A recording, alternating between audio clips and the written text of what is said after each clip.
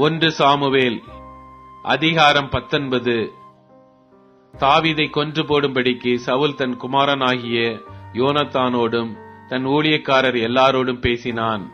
சவுலின் குமாரனாகிய யோனத்தானோ தாவீதின் மேல் மிகவும் பிரியமாயிருந்தான். அதனால் யோனத்தான் தாவீதுக்கு அதை அறிவித்து, என் தகப்பனாகிய சவுல் உம்மை கொன்று போட வகை தேடுகிறார்.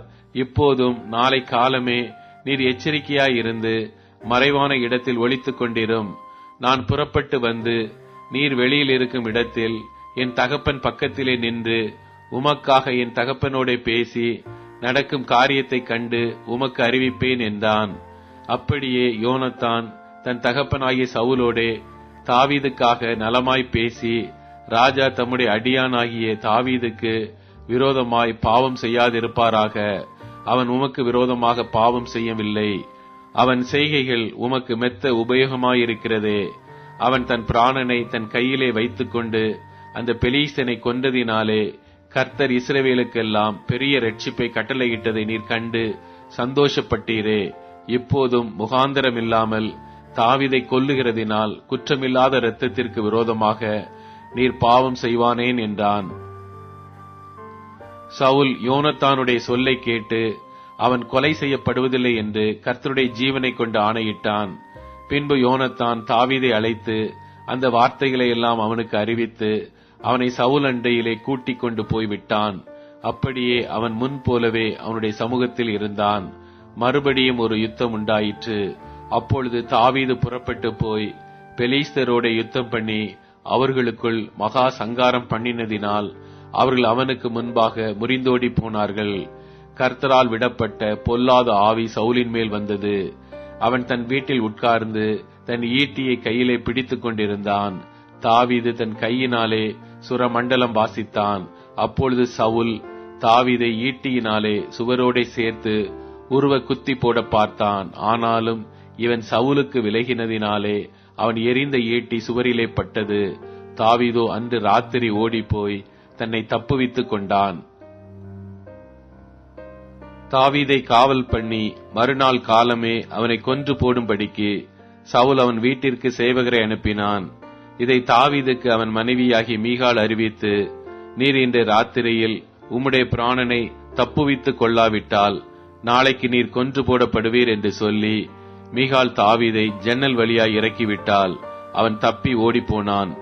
மீகாளோ ஒரு சுரூபத்தை எடுத்து கட்டிலின் மேல் வைத்து அதன் தலைமாட்டிலே ஒரு வெள்ளாட்டு தோலை போட்டு துப்பட்டியினால் மூடி வைத்தாள்.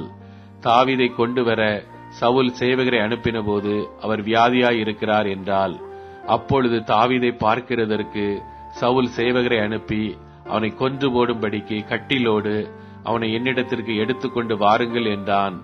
சேவகர் வந்தபோது இதோ சுரூபம் கட்டிலின் மேலும் வெள்ளாட்டு தோல் அதன் தலைமாட்டிலும் கிடக்க கண்டார்கள்.